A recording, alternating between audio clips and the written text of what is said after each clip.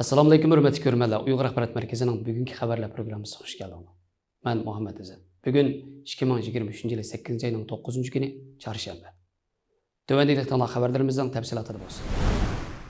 Xitay xəbər toruning 8-oyning 9-kunidagi xabarda bildirilishicha, 7-oyning 31-kunidan 8-oyning 4-kunigacha Xitoy Tashqi ishlar ministrligining taklifiga binoan Pokiston, Malayziya, Qozog'iston, O'zbekiston, Misr, İran, Meksika qatorliq 25 davlatning diplomatik elchilari Sharq Turkistonni ziyorat qilgan. Bu ziyorat o'miki Sharq Turkistonning Qashqar va Aqsu viloyati qatorliq joylardagi yerlik aholilar bilan fikr almashtirib, atalmish Şinjanning iqtisodiy va ijtimoiy taraqqiyotini ko'zdan kechirgan. Urumchida ziyoratchilar o'miki atalmish Şinjanning terrorlikqa qarshi turish va radikallikni tugatish temasi ko'rgazmasini ekskursiya qilgan. Hamda shuningga aloqador rasm va sillarni ko'rish orqali atalmish Şinjanning terrorlikqa qarshi turish va radikallikni yo'qotish sohasidagi tirishchanlikni qo'llaydiganligini bildirishgan.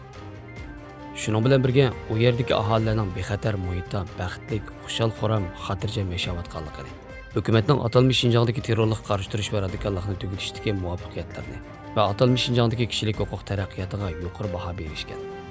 Ziyoratchilar ziyorat jarayonida bir qism g'arb taratqullari tomonidan Xitoy hukumatining Uyg'ur madaniyatini yo'qotish va majburiy emgak deb ayblaganligiga qarata, bu bildirilishlarning yolg'on va tuhmat ekanligini va oz sonli millatlarning kishilik huquq masalasida ular aytgandek majburiy emgak va irqiy qirg'inchilik ahvolining yo'q ekanligi, o'zlarining atalmish Şinjanda kishilik huquq tafsirchiligini ko'rmaganligini, Xitoy hukumatining Sharq Turkistondagi masjidlarning ul aslalarini o'zgartirish uchun nurg'un mablag' ajratib, diniga e'tiqod qiladigan ommaga qulaylik sharoit hozirlab berganligini, Xitoy qonunining barliq millatlarning diniy e'tiqodiga va erkinlik kafolat qilganligini, Xitoy hukumatining azaldan oz sonli millatlarning an'anaviy madaniyati va tilini qo'llashga ham taraqqiy qildirish va uningga varislik qilishga yordam berib kelganligini og'ziga tegmay maqtashgan.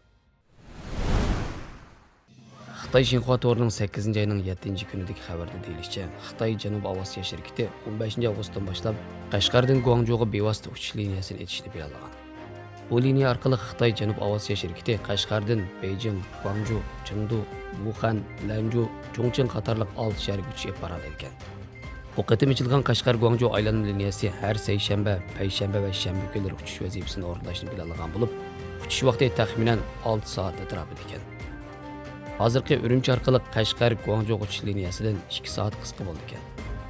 Xitoy hukumatining bildirishicha, bu Qashqar-Guangzhou liniyasi Xitoyning iqtisod, savdo, madaniyat, sayohat qatorliq sohadagi taraqqiyotini ilgari surib, atalmish Şinjanning Xitoyning janubiy qismidagi rayonlar bilan bo'lgan aloqasini texnik qulaylashtirib, Guangdong, Xianggang, Aomin qatorliq rayonlar bilan bo'lgan iqtisodiy gavdani taraqqiy qildirishdagi yadrolik rayon ekanligini, bu rayondan unumli foydalanish kerakligini aytgan.